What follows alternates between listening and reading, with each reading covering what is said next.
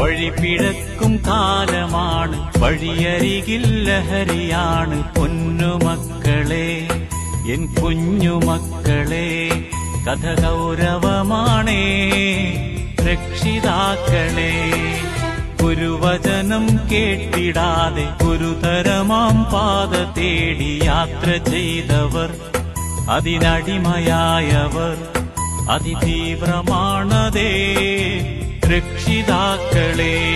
നാം കേട്ടിരുന്ന വാർത്തയിൽ ഞെട്ടിയുണർന്നില്ലേ ആ ലഹരി മൂത്ത പൊന്നുമക്കൾ ചെയ്ത ക്രൂരത? എവിടെയെത്തി നാം എന്നോർത്തിരുന്നു ഞാൻ. സത്യമാകുമോ അത് സ്വപ്നമാകുമോ?